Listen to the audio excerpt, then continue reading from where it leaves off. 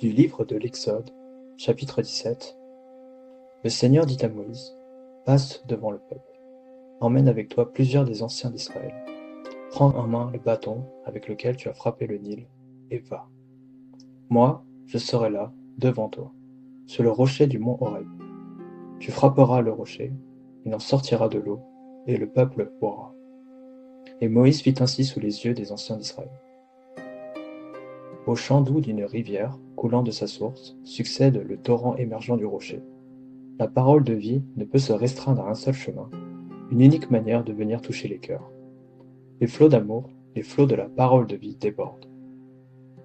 À ce moment-là, comment ne pas penser à la merveille du psaume 104, qui décrit si bien les diverses formes et jeux de l'eau sur notre terre.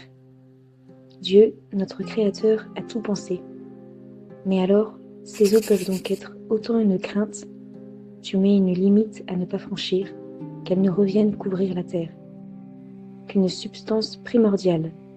Elles abreuvent toutes les bêtes des champs, continue le psalmiste.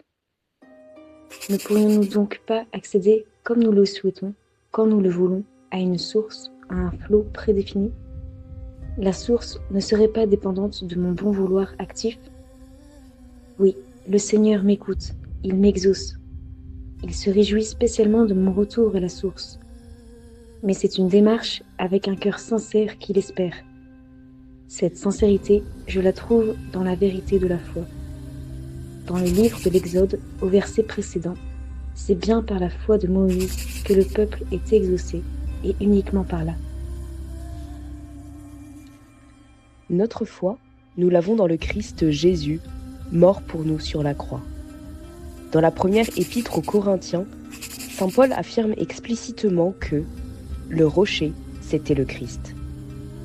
Ce coup porté au rocher préfigure la passion. C'est du côté ouvert du Christ que jaillissent l'eau et le sang, la source des sacrements que sont le baptême et l'Eucharistie. En cherchant avec vérité la source, peu importe la forme que je lui ai donnée, si son aboutissement est Dieu seul, Jésus crucifié par amour pour moi, alors je m'ouvre à la vie. Je m'ancre à l'unique attache nécessaire qui me soutiendra en tout temps. Et cette attache, je la trouve particulièrement dans les sacrements, dans les signes offerts par l'Église pour asseoir ma foi. J'ai confiance car, comme le soulignait saint Cyprien de Carthage, cette eau miraculeuse annonce la grâce du Saint-Esprit qui me fortifie avec douceur. Le rocher, dur et sec en apparence, devient source de vie pour le peuple altéré, tout comme le Christ apporte la vie éternelle à une humanité desséchée par le péché.